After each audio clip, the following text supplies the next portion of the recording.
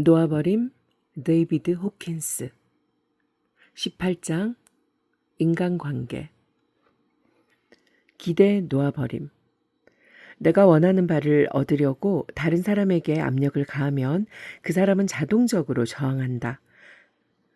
압박감을 주려고 애쓴 것이기 때문이다. 더 세게 밀어붙일수록 더 세게 저항한다.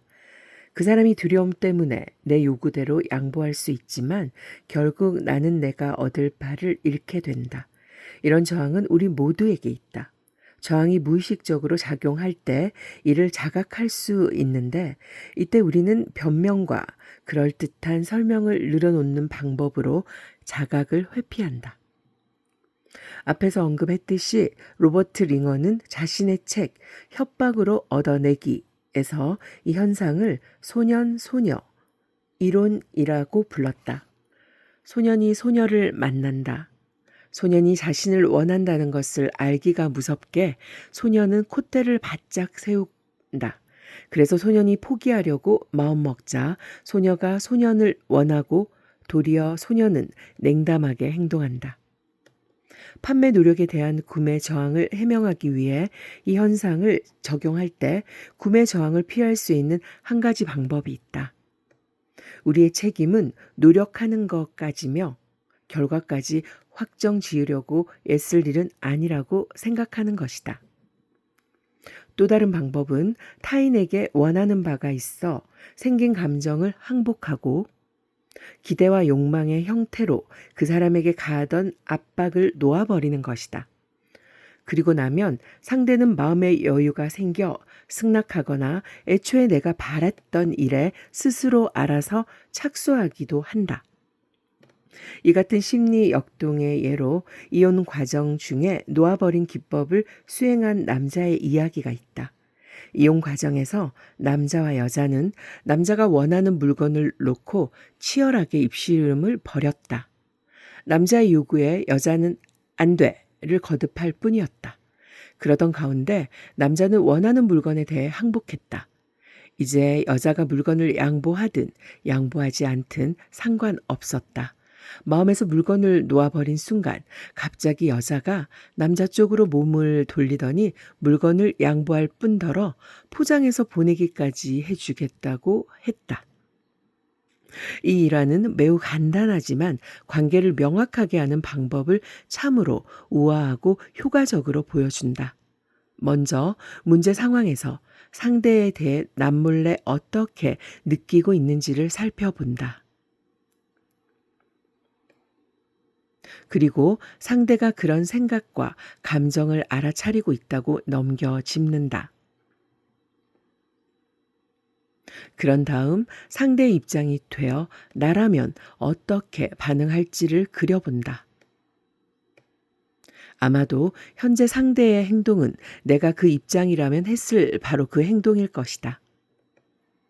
이제 목표는 문제와 관련해 긍정적 사고와 감정이 있는 공간으로 올라갈 수 있을 때까지 모든 감정을 놓아버리는 것이다.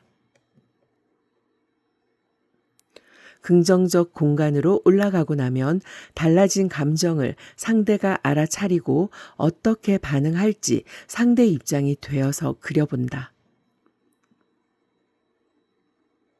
예상 가능한 바로 그대로 상대의 행동이 바뀔 공산이 크다.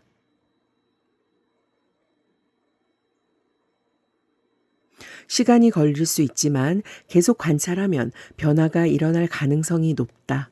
설사 변화가 없더라도 상황에 대해 더 이상 언짢지 않을 것이다. 이득을 얻지 못할 때도 간혹 있지만 그때는 알맞은 시점에서 이 일로 우주가 내게 빚졌다라고 할 수 있다.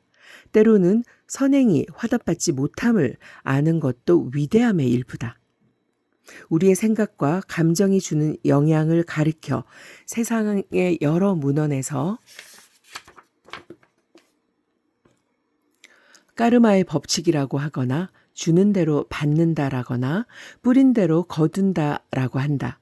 시간 지연 때문에 이 법칙의 작용을 보지 못할 때도 많다.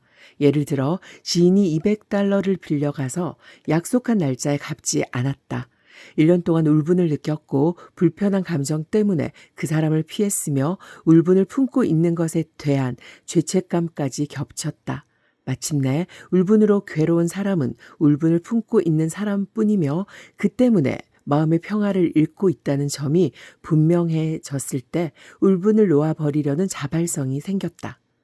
이 시점에서 울분을 놓아버림이 꽤 쉬웠기 때문에 돈을 빌려간 사람은 용서를 받았다. 그는 $200는 쪼들리는 사람에게 빌려준 돈이라고 여기는 방향으로 새로운 맥락에서 사건을 보게 되었다. 몇 달이 되지 않아 그 사람과 우연히 마주치는 일이 생겼는데 그가 불쑥 빌린 돈 때문에 걱정했습니다. 이거 $200입니다. 라고 했다. 달라고 하지도 않았는데 빌려준 돈을 받은 것이다.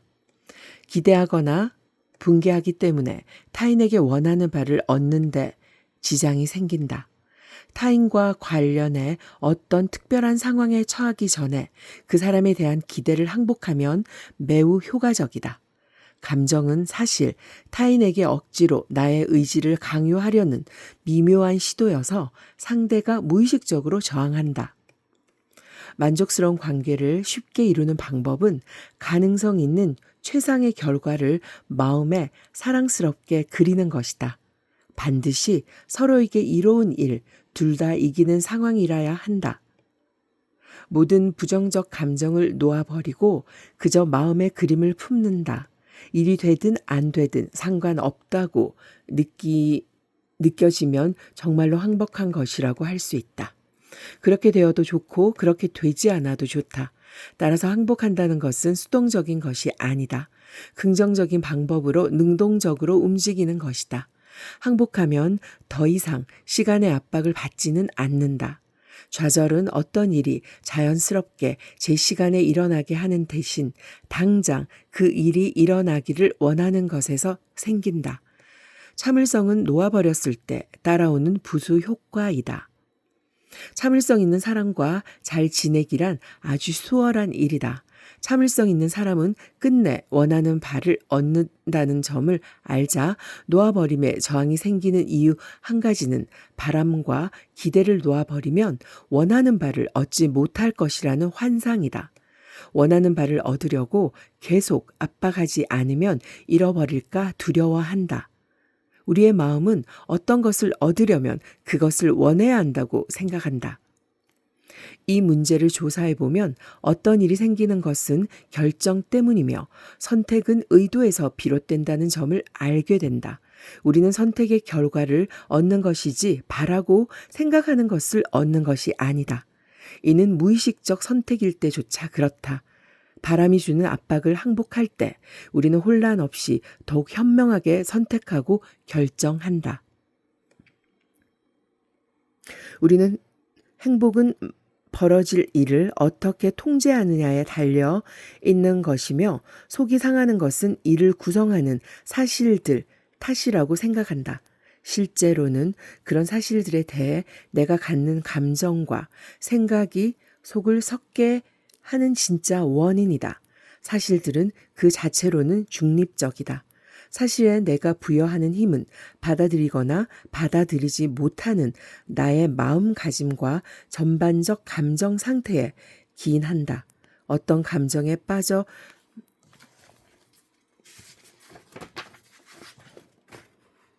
헤어나지 못한다면 그것은 그 감정이 자신을 위해 어떤 일을 이루어 줄 것이라고 여전히 남몰래 믿고 있기 때문이다.